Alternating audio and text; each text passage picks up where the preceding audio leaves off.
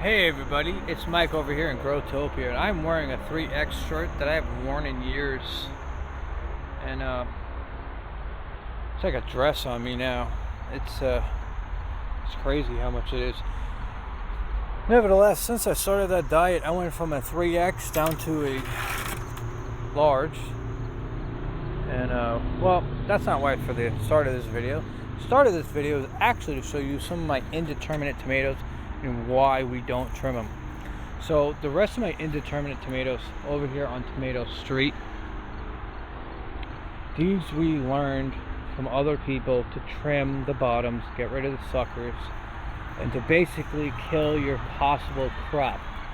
But when we stop listening to others that tell you to trim them, they started growing tomatoes.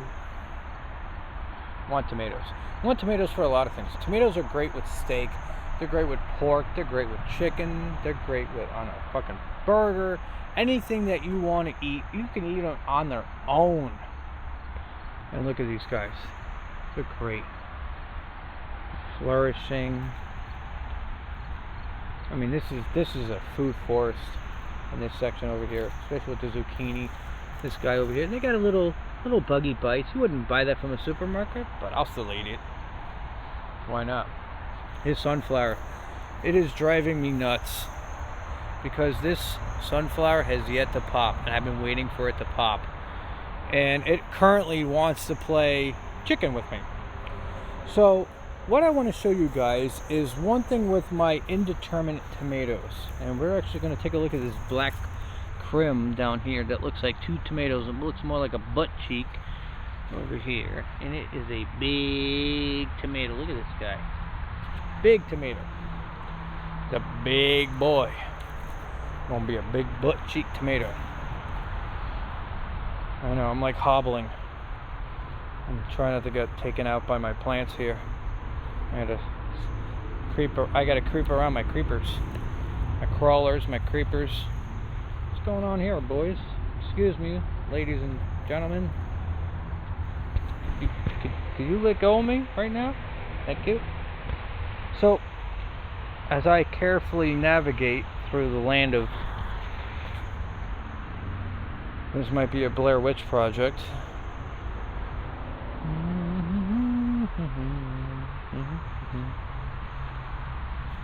You could literally see I have to stick my feet under the plants. That side of them. Okay, so my large cherry tomato. Now, a lot of people say when your plants, the one thing you want to do is get rid of your suckers. And the suckers are the little guys that are down below. I'm going to squat down and try to find what was a sucker. I'm going to try to scope herself in here. Excuse me, melon. Watermelon, I gotta navigate my ass to here. So, alright, so here's our large cherry tomato. So this was a sucker, and this sucker produced a branch that's got a lot of tomatoes on it. It's got possible tomatoes. It's got more possible tomatoes. It's got a ton of tomatoes in a broadleaf.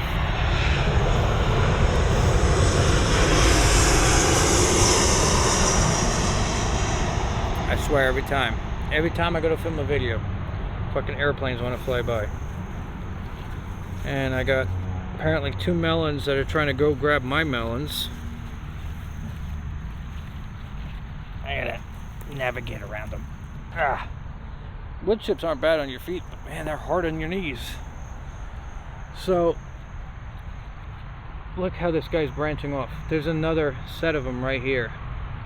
And then as it goes up, there's more here, and there's more here, and there's more there, and there's more about to be here. So why are you trimming your indeterminate tomatoes? You're trimming them because people tell you to. The worst thing to do is actually trim your indeterminate tomatoes, because your indeterminate tomatoes are constantly gonna keep growing. Look at Tomato Street. Look how tall they are. Okay?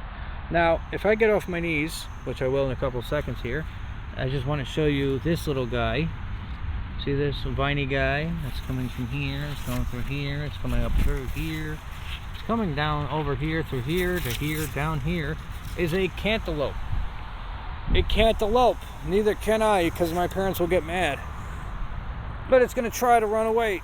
Oh, shit. I got wood chips on my knees.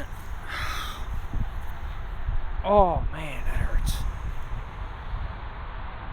One of my neighbors was running a smoker. It smells good. Sorry, I know I got distracted by the smell of food. Watch out for my determinate tomatoes. And my squashies. And my squash are going to do the same thing as those squashes. So, on the back side of this indeterminate cherry tomato, we have more branches branching off. That would have been a sucker. So this is a sucker that you would have cut off. So if I cut that sucker off, that means I wouldn't have had these guys, and I wouldn't have had these guys, and I wouldn't have these guys. And if we hit the other side of the branch of the other part of it, we wouldn't have had these guys. So basically removing the sucker, and also I try to navigate around, we go down the line, we wouldn't have these guys that are about to start turning into tomatoes, and these ones that are about to turn into tomatoes.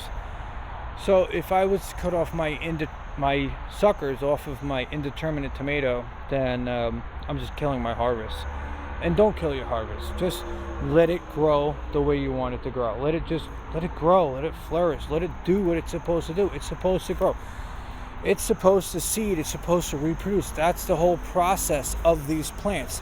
The thing that people really don't realize is that what we're harvesting, even though it's food, they're not growing it for us. They're growing it to reproduce.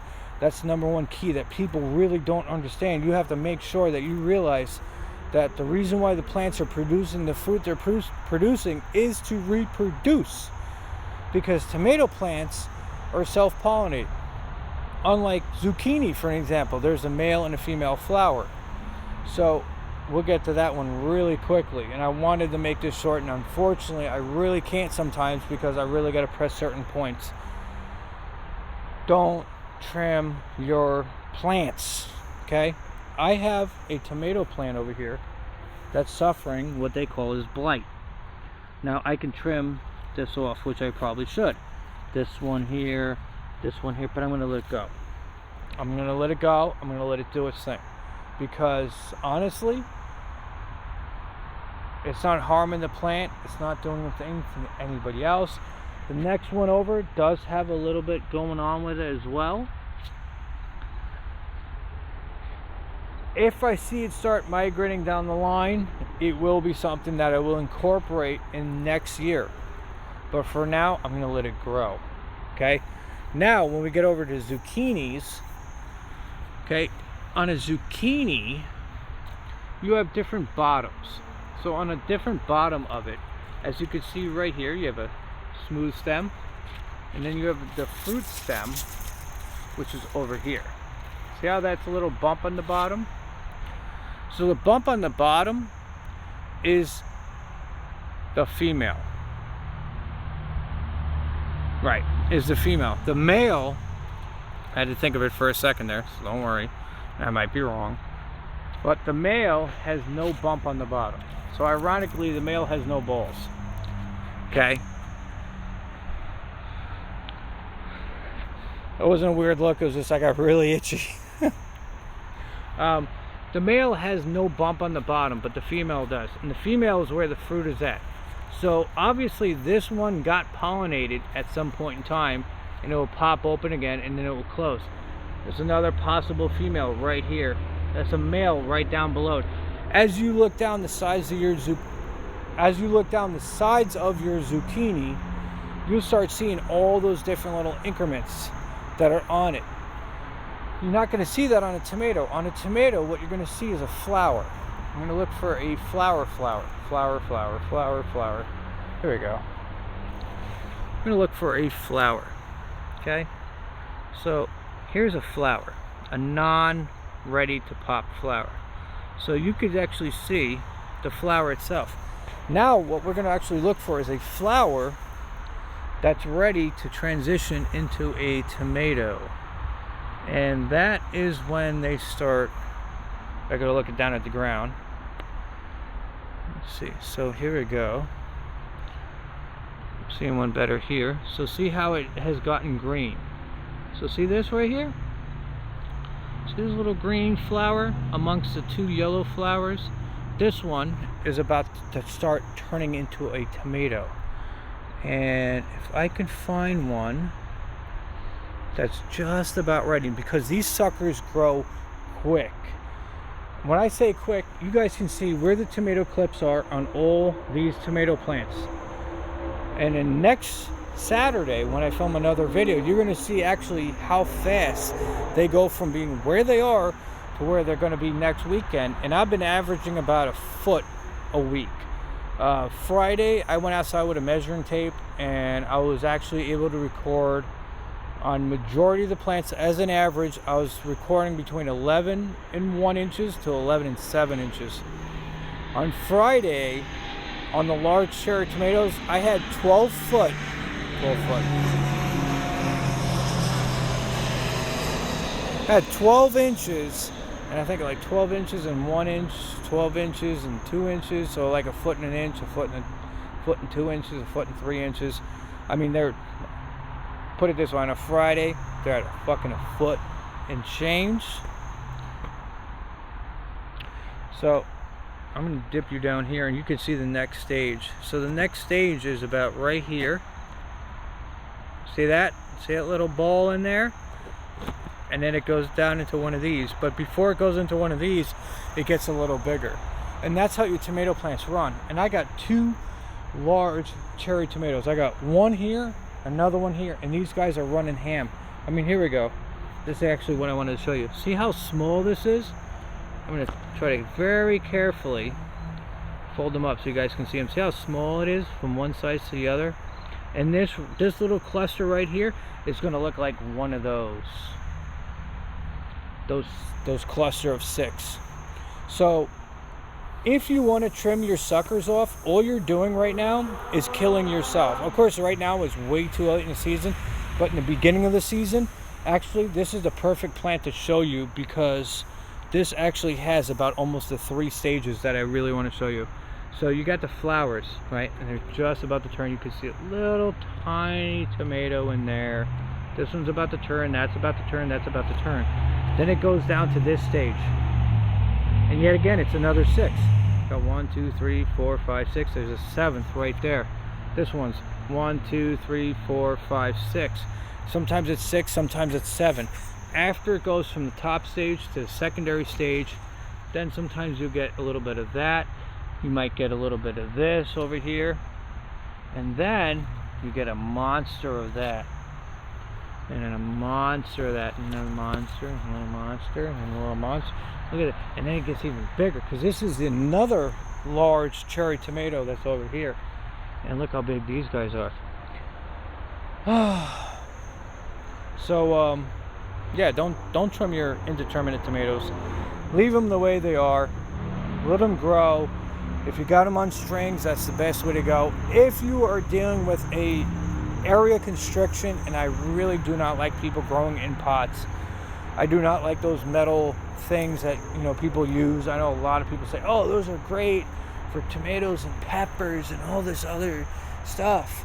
Okay, there's alternatives. Your best alternative is literally making it out of wood that's dirt cheap. And it's easy because you can make it to the environment that you need to. If you're living on an apartment and you want to put it on a patio, you can make it literally out of the same exact wood, put a bottom on it. You can even install a drainage system if you're worried about it. Make a sealed bottom on it, okay? Put the wood on the bottom, put a little PVC pipe running down the bottom, out to the side, so it drains over your overhang down below. And with that PVC pipe, you can run it, you can put a bunch of holes in all the different sides of it and stuff, just so the water seeps into it and then slowly drains down so it doesn't suck the soil down. That's the biggest key. And you can put your plants in there. Because the biggest problem with pots that I've experienced throughout my life is that they get root bound. I used to be a landscaper, and I used to do architectural landscape design. And a lot of times that people would have stuff,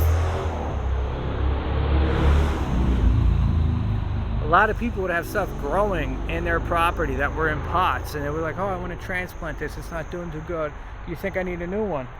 And I would take the pot apart and I would knock back on the door and I'd be like, you know, ma'am or sir, whoever was there, and I'd show them, this is what's going on with your plant. I'm like, it's root bound, this is bad. So I cut the bottom about 1 inch or 2 from the bottom up, so the roots will be all nice and clean. Get the soil all nice and aerated. You want to dig down really deep. Dig down deep. So if you're putting a tomato plant in that's in a pot, freaking skeeters are trying to get to my Peter again.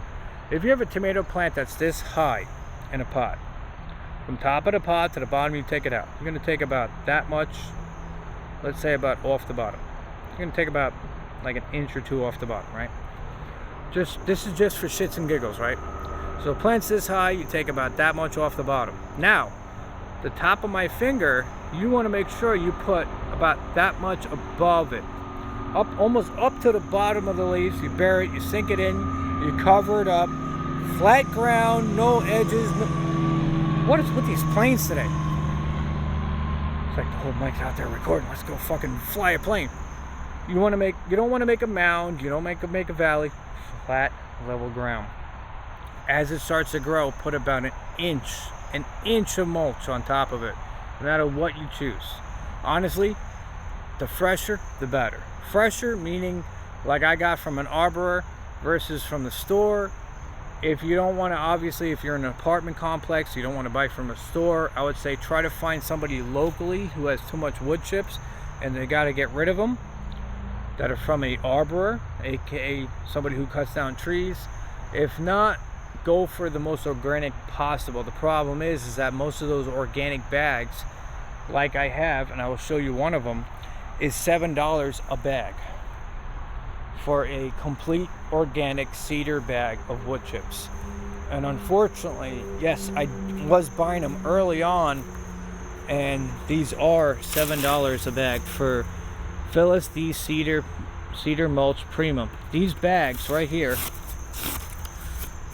that are 2 cubic feet. These bags are $7, and this whole ground is free.